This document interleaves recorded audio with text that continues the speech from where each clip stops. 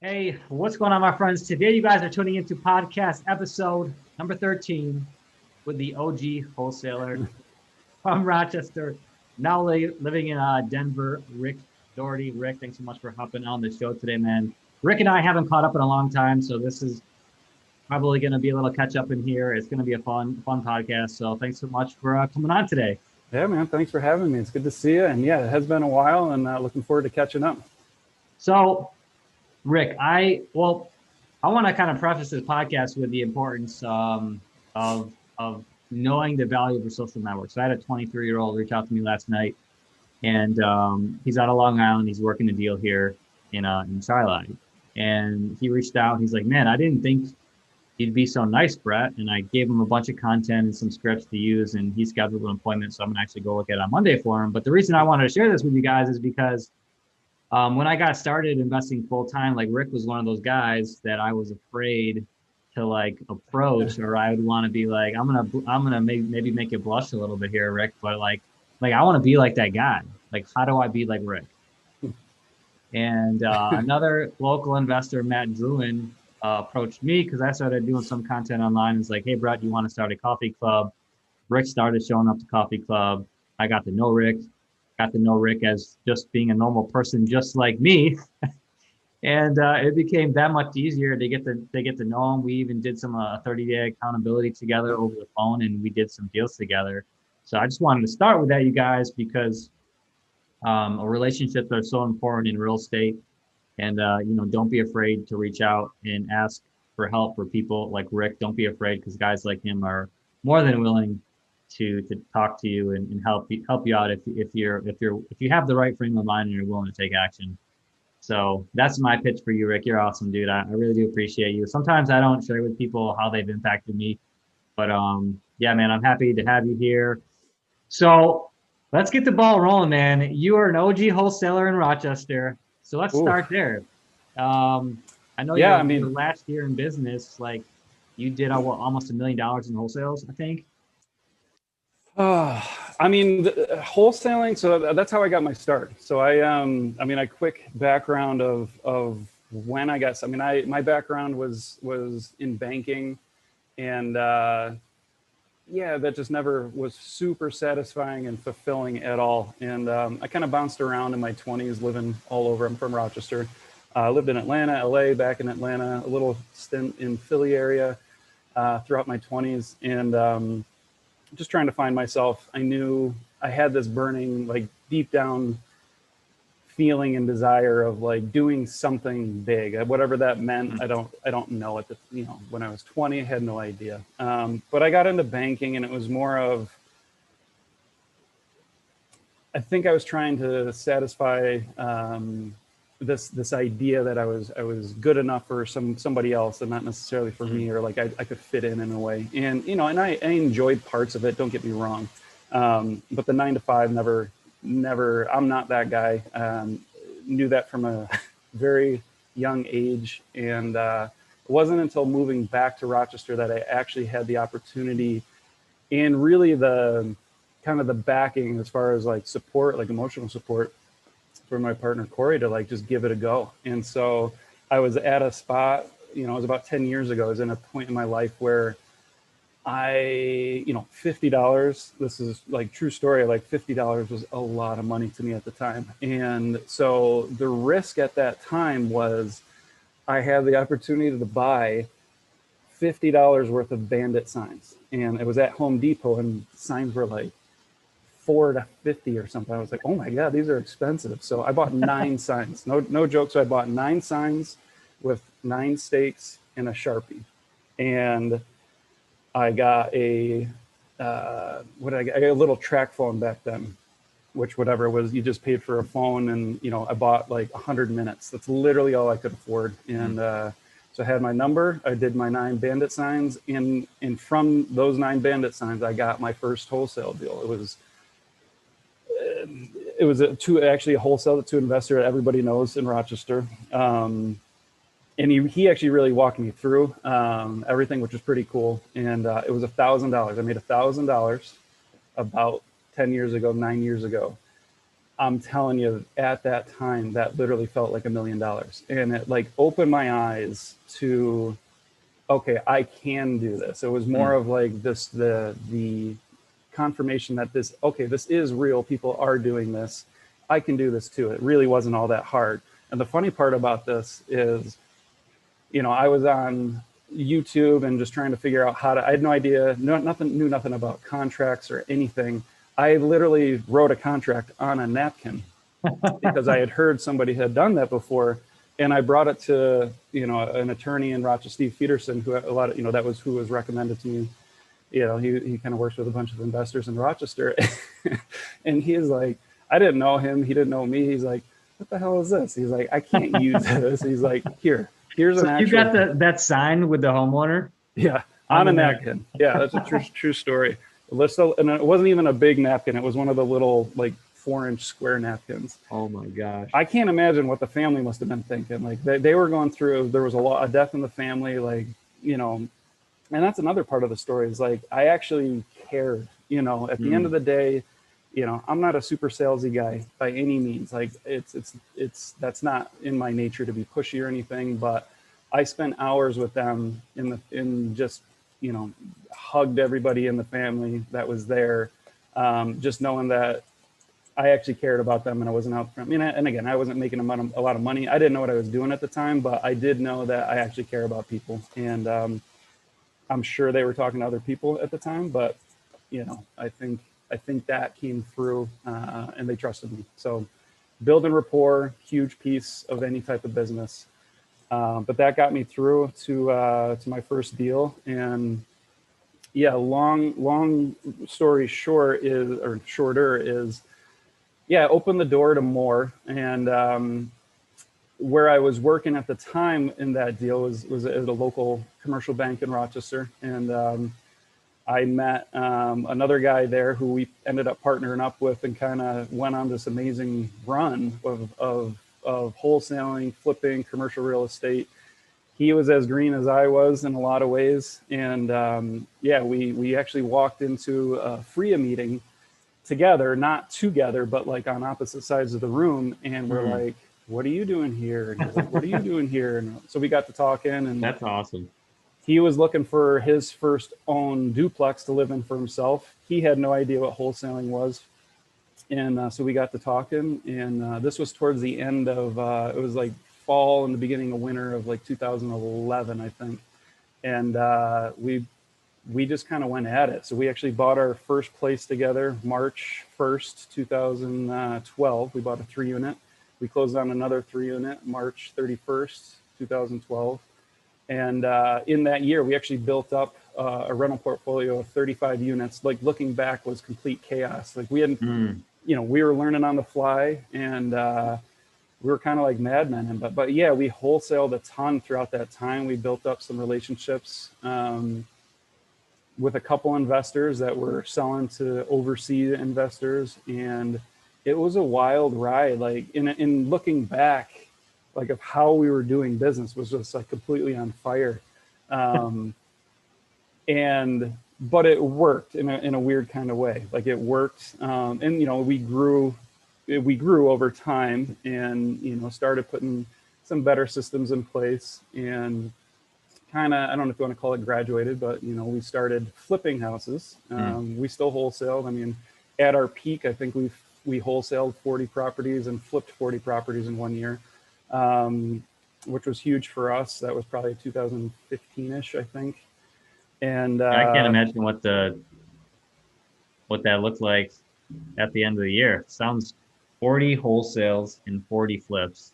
Well, looking back, we left a lot of money on the table just with, I mean, we can kind of bring it back to like having systems in place. Like we were literally running around with our hair on fire, and you know, it was more relationship driven. Like we didn't really market a whole lot, which I think one up we had on a lot of our competition was we networked a ton. We both had, you know, banking backgrounds, so we could talk the lingo for like private money.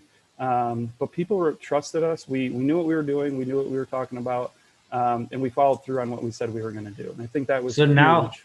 now you're finally telling me that your secret sauce. That was it, which is so simple. I don't know why God works timing in mysterious ways, but like right now, like I understand the value of social networks, right? Yeah. But I'm reading this book right now, The Who Not How, and it immediately just punched me in the face with like our most valuable commodity is our social network. And that's the key to one of the keys to being successful. It's not let me just find this on my phone because this literally blew me away because and I want to share this with you guys listening because people don't get started because they feel like they need to know everything. You literally don't need to know anything. Yeah. Nothing. You need to know nothing to get started. Um, oh gosh, I'm gonna have a hard time finding this quote now, of course. Yeah, you just need to get started. Like, If fail it's not a forward. knowledge problem, it's a people problem. Yeah. It's just finding the right people and serving them, adding value, and then them bringing you into that circle and just teaching you everything you need to know to be successful. I agree with that 100%. And honestly, I feel like that the people person, like the first person, you need to look in the mirror and like that's the first person you got to get good with and kind of overcome, and taking the steps forward. But I agree 100%. Like I'm not an expert in too many things, honestly. Like I can say that, and like we were talking a little bit earlier of like, yeah, I'm terrible at a lot of things, but and it's Yeah. finding what works best for me, which is able to allow me to move forward in a variety of different ways, and it's opened up so many doors, not just in real estate, but so many other things, which has been great. So, Man, yeah, that relationships has been huge. I don't I don't understand why people it's a lot of work, right? I'm not sure why people don't value that commodity as much as they should. I have a friend, he's like outside of Jersey. I think he's like kind of close to Philly, but he wanted to start marketing more. He was looking into spending, man, it was like direct mails, a lot of money. All he did was started posting more on Facebook. And in the past, I think the 30 days, he's got two JV deals in a flip. And it costs him nothing. All he's Yeah, doing is posting on Facebook and just building relationships with people. And people I always wonder, like, yeah. how do I get that deal? It can be that simple. It is that's the thing. Like, I mean, it depends on how big you want to get. I mean, I think there comes a point in time where if you do want to scale to, I mean, I know guys that literally do 300 deals a year, like wholesale deals a year. Like a lot of people listening probably won't believe that, but I can promise you, there's people out there doing that, and they've got a giant marketing system set up. But somebody like me who I still am flipping a couple houses. I live in Denver right now, but we still flip a few houses back in Rochester, probably 5 to 8 a year. I have spent $0 since moving out to Denver on marketing. And,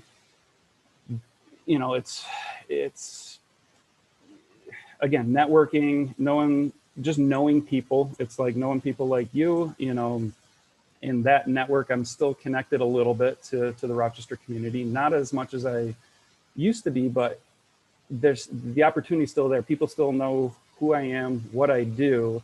And if there's an opportunity, I still get a call or an email like, hey, we have this available, and I can at least take a look at that.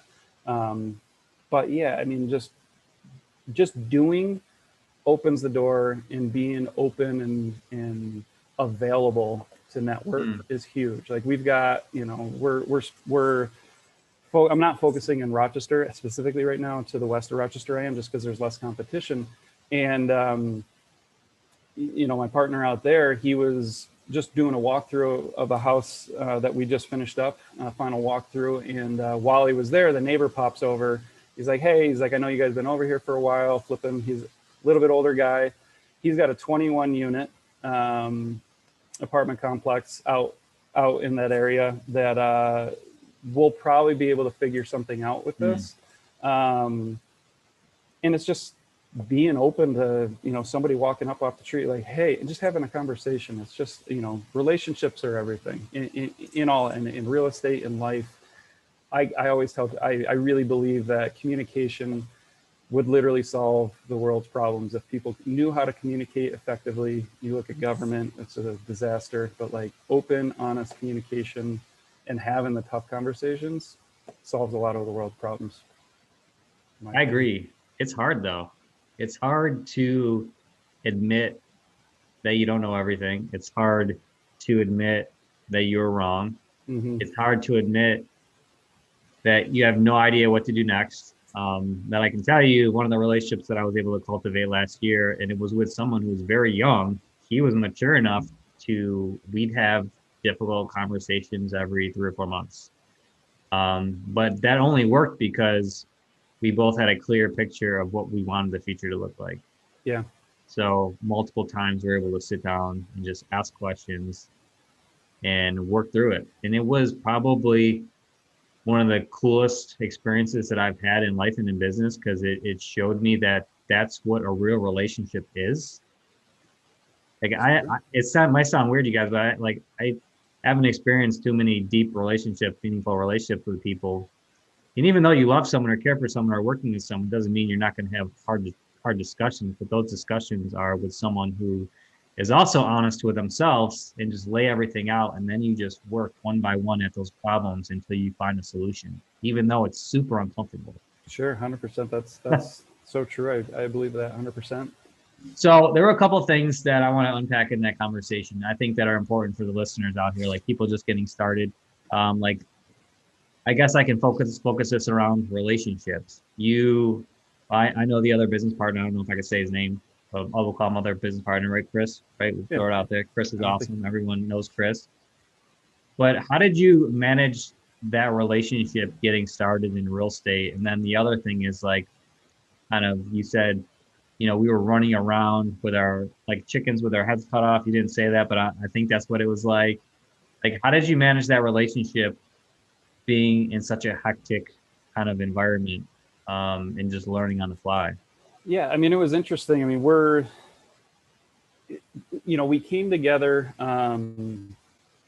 again, totally green. And like, I mean, we had, you know, looking back, I don't know if I'd say it's for the wrong reasons, but like personally, and I'm sure he did too, to a certain degree, of like just had dollar signs in our eyes of like, how do we make a big impact for ourselves?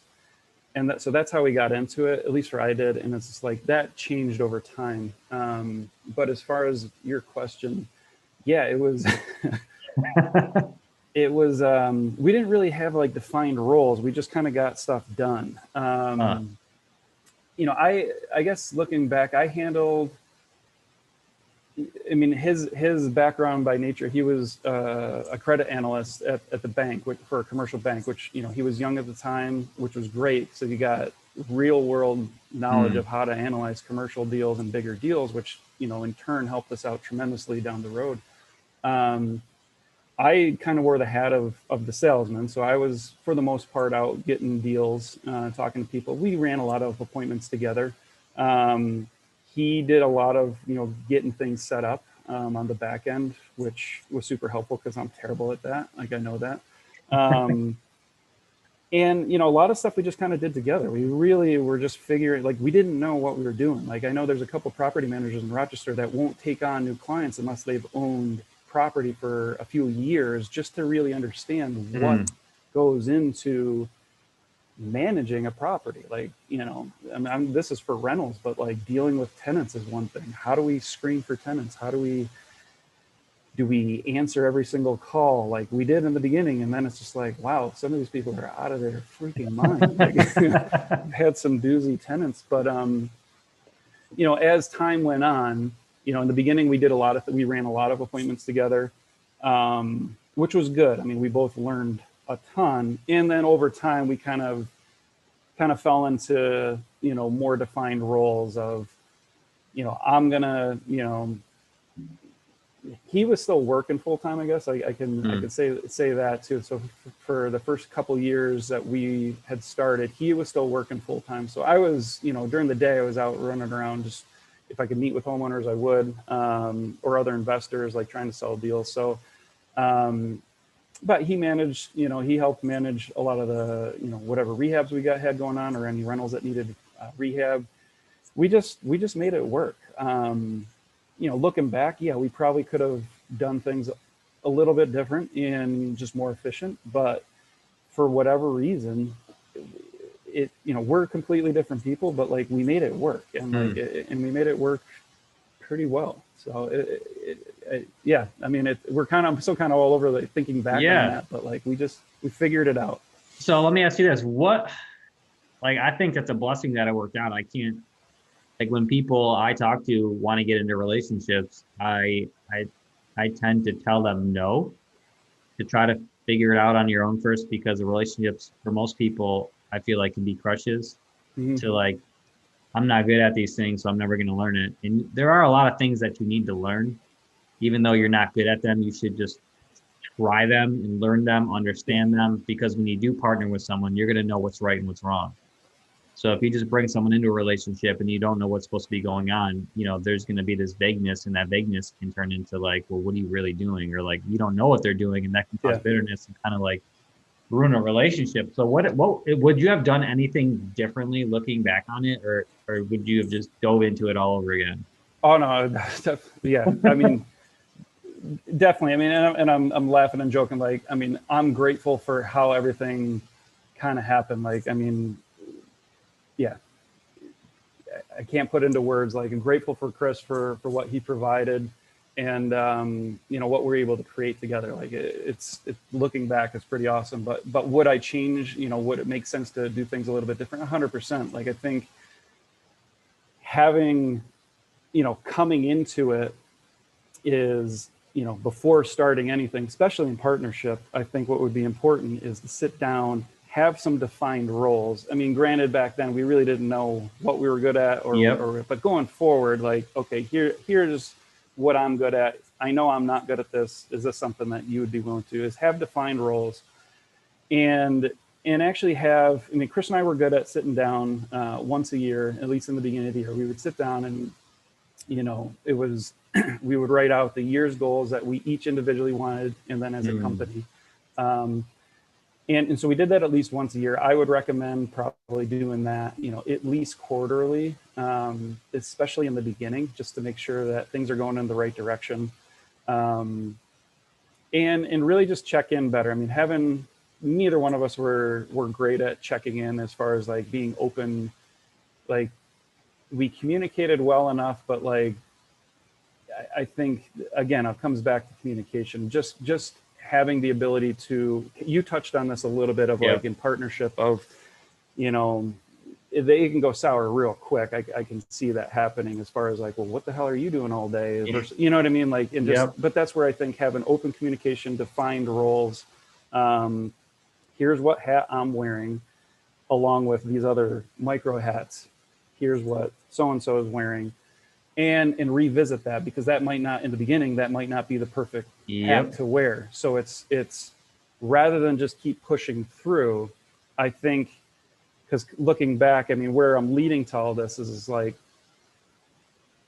we were running around with our heads cut off. We didn't have a clear-cut goal of where we were going. We just wanted to make a lot of money. Yeah. And so if I were to redo this all over again, I would literally, in my opinion, I'd have my head down in one lane, and that would be wholesaling for like 2 years, and just get systems in place.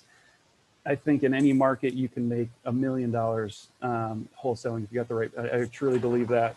I know a lot of people that are doing that, but that's what I would create. Rochester would be a great market for that, because there's not too many people that are doing that there, and it's a decent sized market. But that's what I would do is stick to one thing, perfect it, and then branch out, because at the end of that couple of years, you're going to be sitting on a good little bank account. And maybe it's not 2 years, maybe it's a year and a half or whatever, but at least you've got the means and funds, you've got the relationships along the way. And now I can go invest into some passive real estate. I can invest into some rentals or whatever that is. Or, in my case, I was able to start another company. And I'm hoping we can get into that a little bit, but not right now. But we'll definitely will. I love hearing that, because staying in one lane, perfecting something, getting really, really good at it. I think you have to make a lot of mistakes to appreciate that that's the better way to do things. I'm grateful that I've been able to work with some amazing coaches to help me kind of hone in myself. But we're almost like 2.5 years into like getting to the stage where I'm finally just doing one thing. Like I'm selling all my rentals, not doing property management. I'm not managing projects anymore. Um, yeah, I'm excited to see what happens in Rochester because I know there are a lot of wholesalers, but um, and I'm not talking bad about anyone here. It's Yeah. just that everyone is doing so many things that I feel like that gives me a competitive edge because I'm just doing one thing. 100%. And I think, I mean, I remember when I first met you, I felt like you, like where you're at right now and like the mindset of doing like, I felt like you were in that position back then. You might not have even realized that, but like, I felt like you had a pretty clear goal of where you wanted to go, which I appreciated about you. And honestly, I mean, not in a bad way, but like I was almost jealous in a way because reverting back to what I was just saying is like I suffer from shiny object syndrome like crazy, and I think a lot of people do, and it's it's the old fear of missing out on something. But that's where if I could go back and stay in one lane, just have my head down for a little while, it really if I could share anything in my own experience of with your audience, that piece alone, if I could do it all over again, even if it was for 1 year, put my head down, perfect one thing, I can promise you that's going to open up a lot of other doors. And in theory, it'll actually get you to where you want to go that much quicker. Like I can guarantee that. The hard part, looking back, it took Chris and I, years to get to where we were because we were spread thin across so many different avenues, which, luckily we made it work. It worked, but we probably could have shaved off years of where we ultimately wanted to get to if For we had done sure. that. Yeah, I love that, man. And I'm not bragging one bit when I say this. I probably work 20 hours a month on wholesaling, Yeah, it's and awesome. we're on pace this year to do about $250,000. I don't think it's Brett. I think that's it opens the door and sheds light on what's possible, and like that's a reality. Like if you've got the right systems in place, there's going to come a point where you're spending 5 hours a month Mhm. if you wanted to. Like that's possible and it's doable. I know guys that do that, but they've got the right people in place. You're just managing that one person, and you're living the life that you want to live, and it Yeah, opens the man. door for everything else. So you guys can do it. You got to find guys like Rick, pick their brain, find a mentor, I had to pay for a coach, which there's nothing wrong with that. That's really when I started finding clarity is like I knew that I could be successful, but I was just so distracted by the noise that I just needed someone to take what was in here and in here and just help me accelerate down the right road, which was really defining what I want in life first, not Yeah, business. It was I life. think, yeah, that's awesome, man. I hired a coach in December, first time ever. So I'm 10 Awesome. years into my investing career, and it was an awesome guy. It just we clicked, and I'm like, you know what, my partner here was kind of pushed me towards it, and like, yeah, it's actually been really eye opening. So I'm in my third month of that, and it's just helped. Very cool. You know, yeah, it's worth it to have an accountability. Kind of like what we did in a way. This is a little bit different, but like we did our. This was years ago. I was actually going back through some old pictures of our through my Instagram account, and I was like, oh my gosh, that was like 4 years ago. I was like, I holy know, cow. man. God.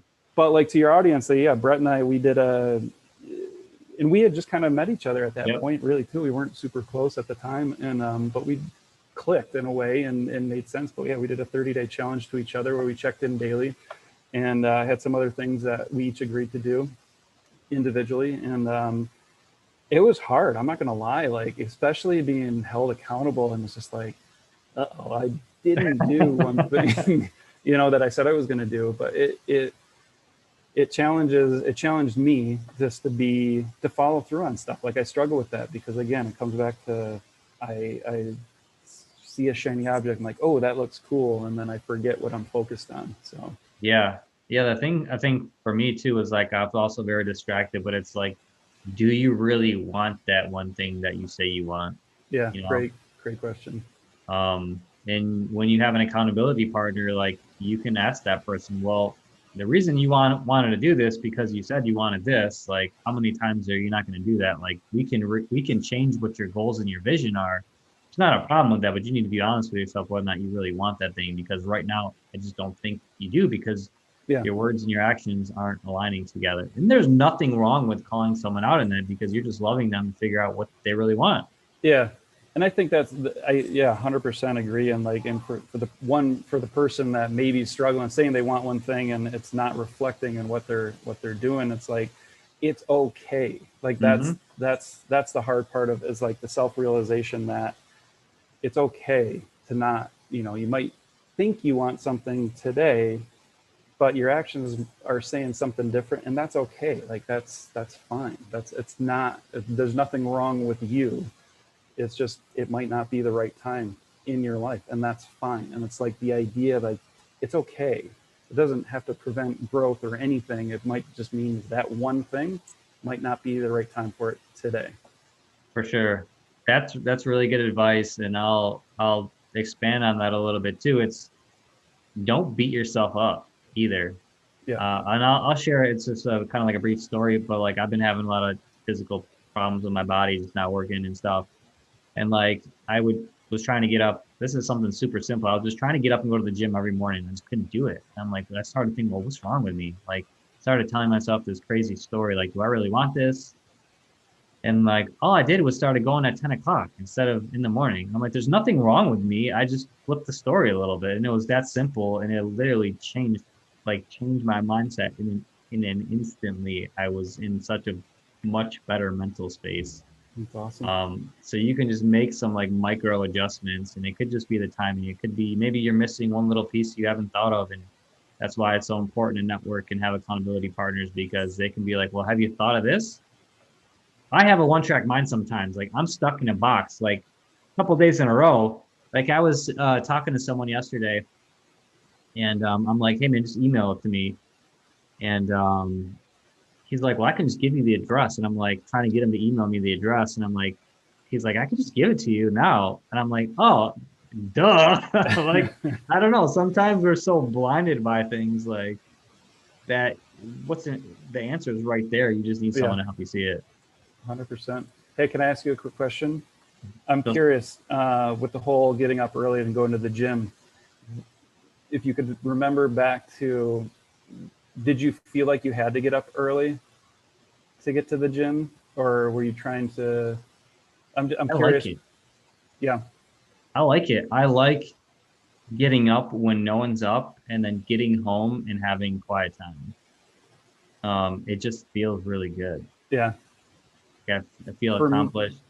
Yeah, sorry. For me, like I can relate to, well, what's coming up for me. I'm not putting this on you. Like, I'm just like, what comes up for me in this is like, I struggle with like, oh, that's what I should be getting up at 5 because that's what all these other entrepreneurs. Yeah. But like, but that's where I was going. I was curious if that was it for you at that, but like, 10 o'clock works for you.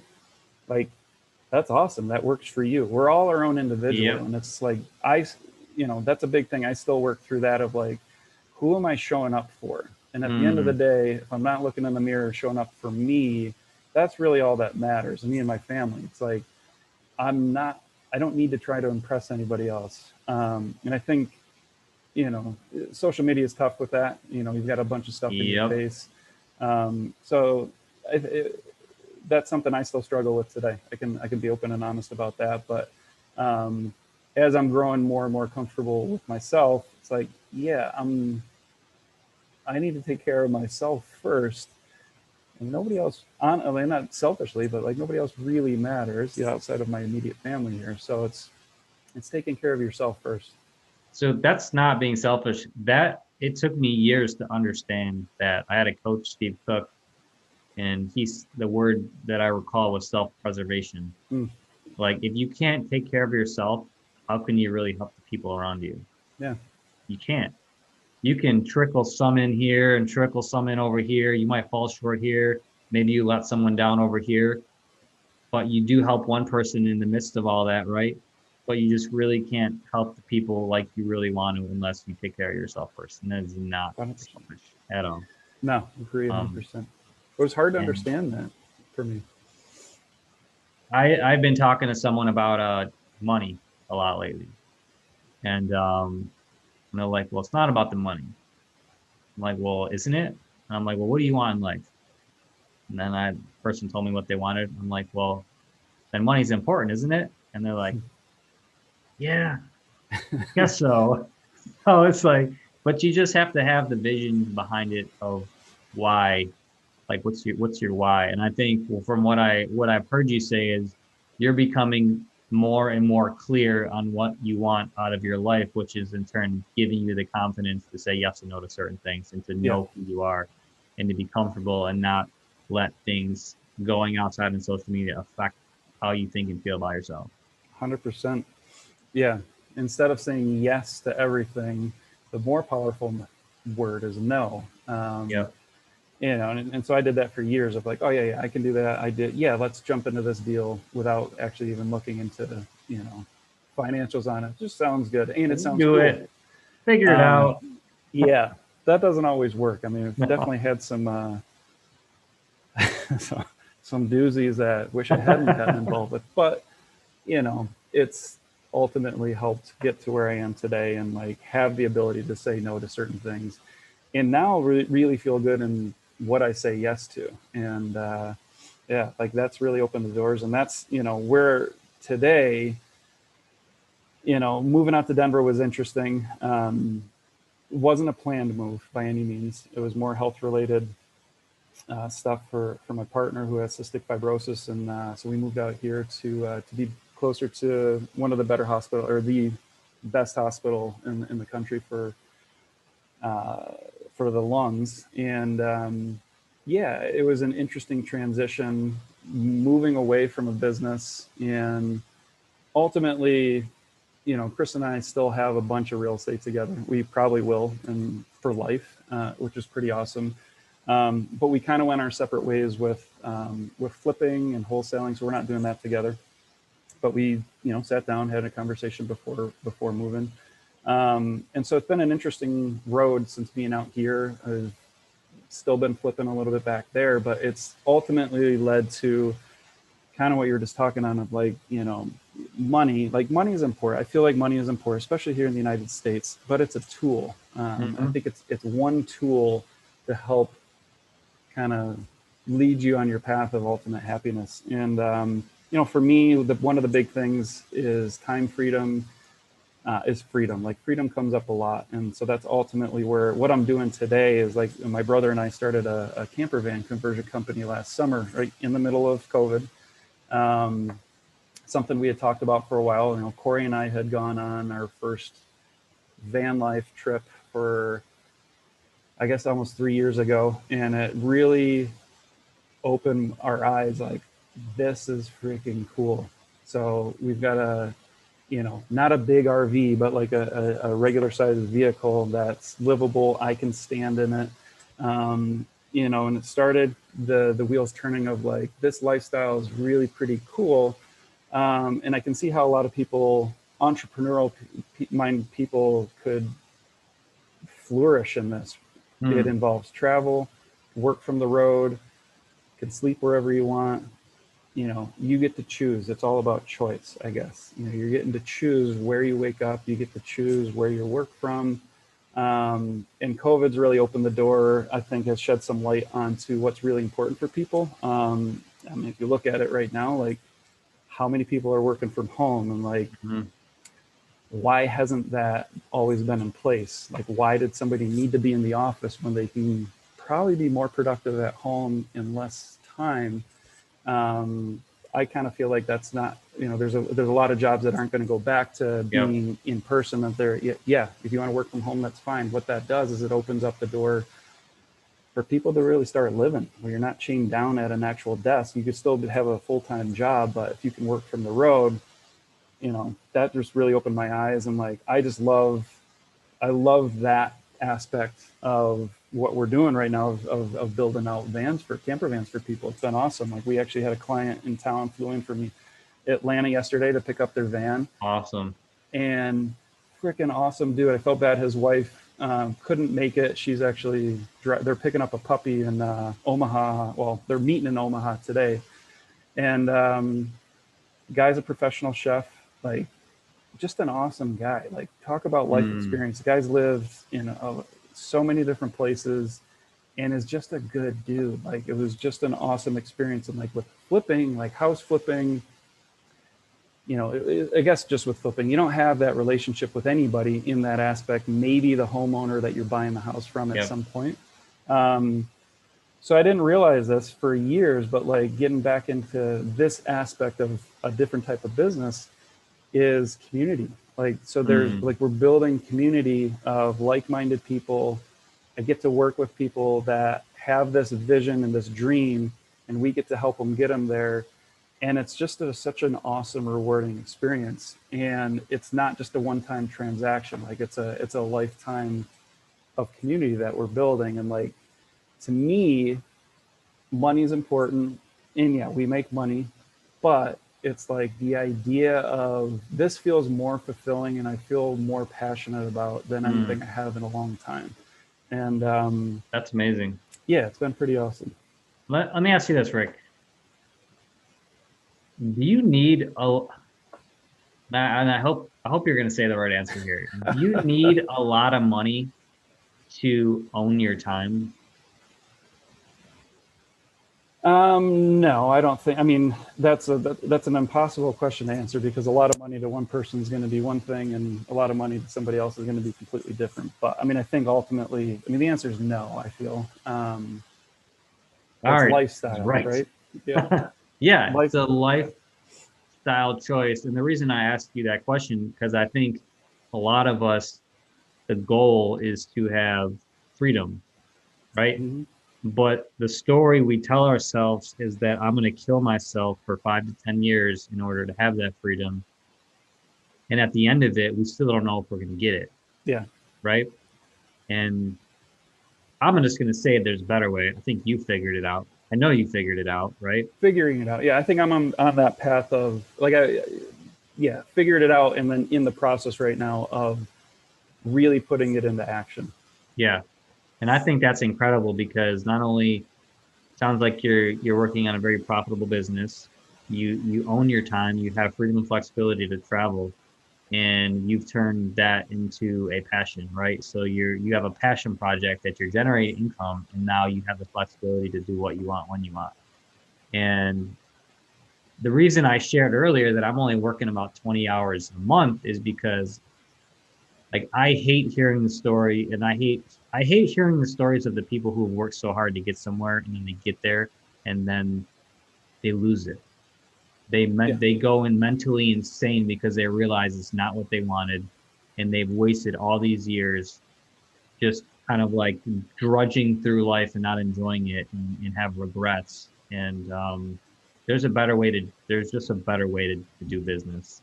I agree. And it's interesting. So one thing, one of the big kind of exercises I have, like people with the van business, you know, again, we're creating a house on wheels, and, you know, we're talking about, you know, 70 square feet, 80 square feet, like a small area. And a lot of people have this idea of like, oh, I want this, and that, and that, and that, and that. And I'm like, that's all awesome. That all can be done, but let's reel you back in a little bit here. Yeah. Like, you know, you need to give up something if you want this. So, you know, an exercise I run through everybody, and it's almost like you have to do it a few times, is like on the initial call I have with people, it's like, can you grab a piece of paper and like literally just draw a T, and on the left side you've got needs, and then on the right side you've got wants. And I'm like, I really suggest you try, and this isn't just for them. I think all of us, anybody should probably, not should, would benefit in doing this practice of like, what do you need? Like truly, what do you need in this? And I will use the vans, for example. What do you need in the van versus what do you want? And the wants can be as extravagant as you can think. And what I suggest people to do is I want you to do this, you know, do this today, you know, after we get off the phone. You know, we have a follow-up call in a week or whenever that is, but like in the meantime, I want you to do this 2 more times and like really think about it. and grab the first sheet and then the last time that you do it, and just look at how different that is. And it's amazing walking through that process with people. You know, it's cool because they realize that, yeah, I guess I actually don't need this. Like, and ultimately what I feel like it boils down to is like, here's what I need to be truly happy versus here's what I think I need to be truly happy. And it's a really cool process. And like, I didn't even realize in doing that what it was doing for myself, but it's helped me along the way in the 8 months that, or not even 6 months that we've been doing this, in really kind of sharpening the idea of what the business model looks like, and how do we maximize the business, but also how do I not be a slave to the business? So. Dude, I think you're literally coaching people in a way that they might not even realize. I think so. Maybe they do now, but like later down the road, like I did a 3-day life and air event where it just goes through what you want in life, like building a vision for your life. And so many people would come in with these like, I want all these things, and it's just noise from external voices, right? Yeah. And you're honing in people's visions for what they want for their life, which isn't easy, but it's something really amazing. I think now that I'm coaching, it's like being able to walk someone through that, and then they get there and they're like, man, I don't need all this junk. Like, this is what makes me happy. And then you get to build it for them. That's awesome. It's pretty cool. And actually, I'll bring up yesterday client that came in from Atlanta. You know, husband and wife, like they do really well for themselves. Like they live in a nice part of Atlanta.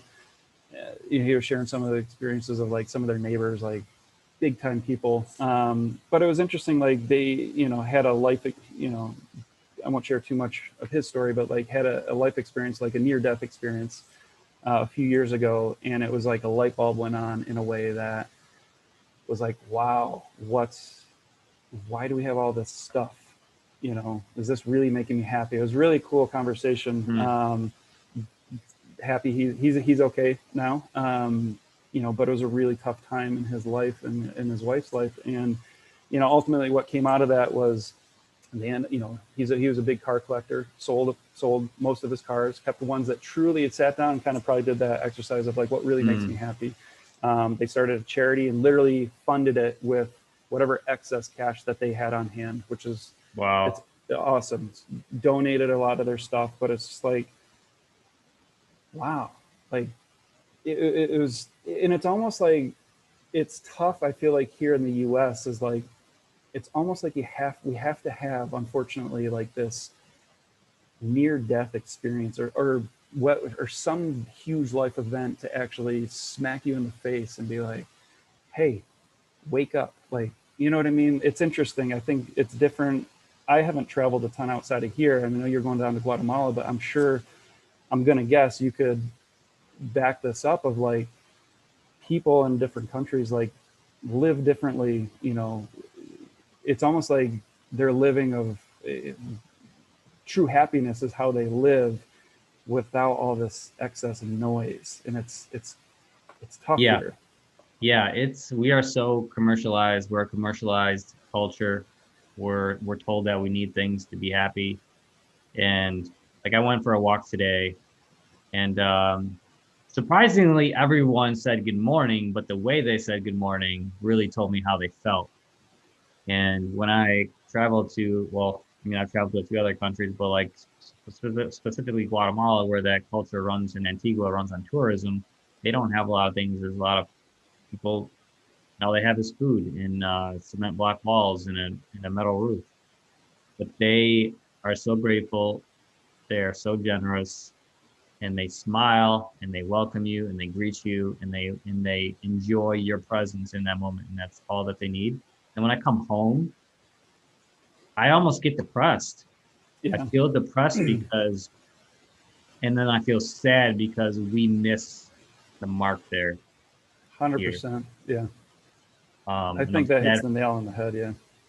Yeah, man. But I'm glad that you get to do this with some amazing people. So how about you dove a little bit into like you're building these vans out, but what does that look like? Can you get more specific on like the name of your company? I see the hat Vandemic, but like, how about you share the culture of that business? What does that look like? And then maybe how people can kind of find out more about what you're doing with that. Yeah, absolutely. So the cool thing is actually it's my brother and I started it, which has been more rewarding than I can even put into words. So I've got a younger brother. He's 2.5 years younger than I am. He's been out here in Colorado for, I think this is his 12th year. So he was out in Vail, kind of living the ski life, and he's done an extensive amount of traveling, and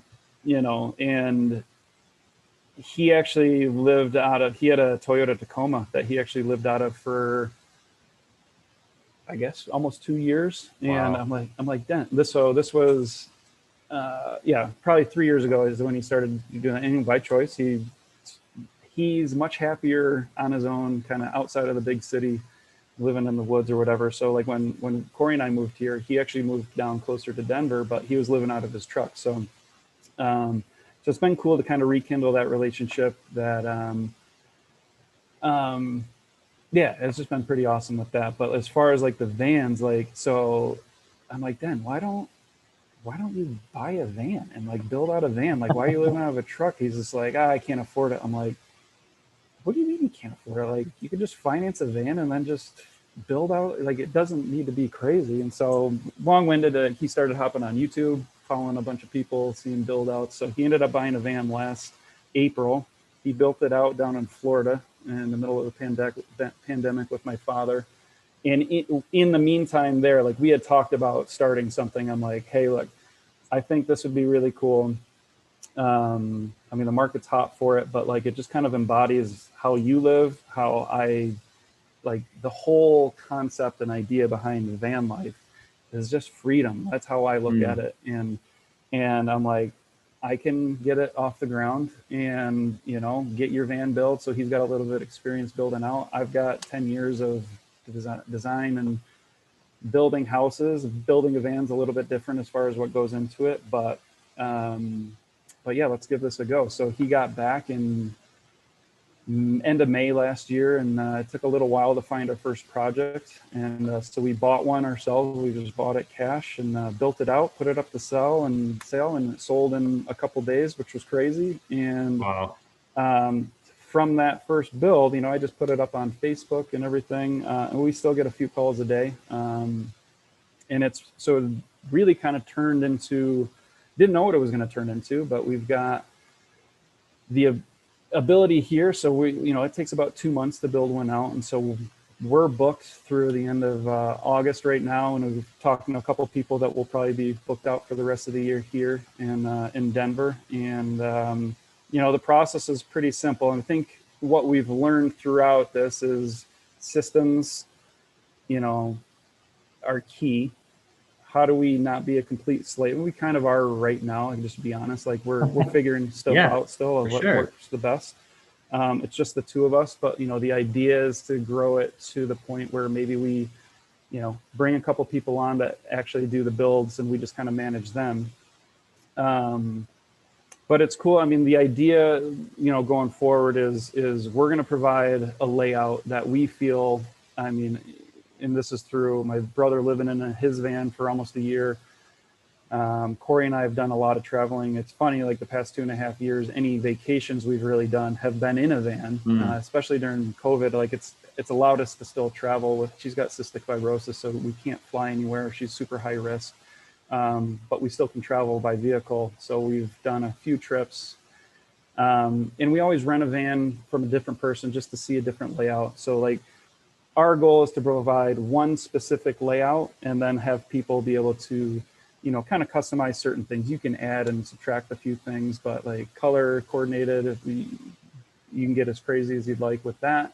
But we provide one or two layouts that'll, we feel, maximize the space and how to fully utilize the van and not feel like you're in a complete box in the fact that you are. So it's been cool. And again, we're learning as we go. There's feedback all the time, which has been good. But like, again, I said earlier, it's like, it's awesome in that we get to work with somebody from start to finish on it for the most part, that's kind of more rewarding is we're doing it together. I'm not just, with a house. I mean, you've got experience with this. You're doing what you like in a house, which is great. I mean, in 99 times out of 100, it works really well, but like we get to create something together. And so there's a deeper relationship that's created here. And at the end of the day, again, it comes back to like the lifestyle and movement that's out there. It's just the time freedom. I love people that think like, look, I can actually work from the road. How do I get there? And so I get to help, we get to help people achieve their dream and goal of like working from the road. If they want to wake up in Yosemite and work from, looking at El Capitan, they can do that. And like, we can help be a part of that. And it's just like, it's not just that one transaction, but like it creates just this kind of, I come back to community. Like it's just a community of people, like-minded people, which is awesome. Dude, what I'm hearing is that you build vans and in the process help people find freedom. Like that's what I'm hearing. Like so far that's what awesome. That's what it is. Yeah. It's been awesome, man. Like, and it's allowed us to, it's taken off here in Denver well enough where we just opened up a second location in Rochester, which is pretty cool. And the cool thing with the vans is, for whatever reason, the East Coast is way behind times. So we're it's weird. We're very behind times on these. I don't get it. It's crazy out here in like the West Coast, but like on the East Coast, we actually, we've already got 2 commitments back there. We literally just less than a month ago opened up shop there, and we actually have a girl who's in Costa Rica right now, who spends 3 or 4 months down there every year. And she's our first client, which is pretty awesome. Wow. So there's no limitation to where people are. Like, and that's the other cool thing with the van. Like, I mean, you can bring it wherever, you can drive it wherever. She'll probably drive it down to Costa Rica next year. And then our other client that's committed is in Rochester area. They're in Ontario. And they're just like, they've been looking around for forever. They're just like, there's nobody in New York that builds these out. And yeah, we could go, we've talked to other builders out in actually Colorado, and they're just like, it's just a long ways away to, the peace of mind knowing that if something happens, they can go right down the street and we can take a look at it right there in Rochester. But there's just like, we've been looking for the past year, there's nobody here. So like, huge opportunity for us out that way. The Adirondacks are out that way. We'll probably have some rentals on the road as well. Working on a website. I know where people can reach us at. I'm in the middle of working on a website right now, but the easiest place is to just Instagram right now or Facebook, and it's just at Vandemic Campervans with an S. What's cool is you don't even really have to sell your business to other people. Your customers will. Yeah, I mean, it's funny. Yesterday, so our client that came in yesterday from Atlanta, I had sent him a couple pictures on Tuesday night. We did like a little walkthrough and did a bunch of pictures, and so I sent him a few pictures, and so he did a post. He's got a pretty big following on Instagram, and so yesterday I was driving down to the shop, and I'm like, man, I've got a lot of notifications on Instagram. Like, I normally don't have this many, and I'm like, oh. He just did a post. He tagged us in it, and yeah, it's just kind of word of mouth and that organic. Like that's what's beautiful about this. We haven't had to advertise at all. So that's incredible. I think Rochester is going to be a cool market because as much as I want to leave New York, there are many things I love about New York. It's beautiful in upstate New York. Yeah, it really is. The Adirondacks. I mean, there's so many.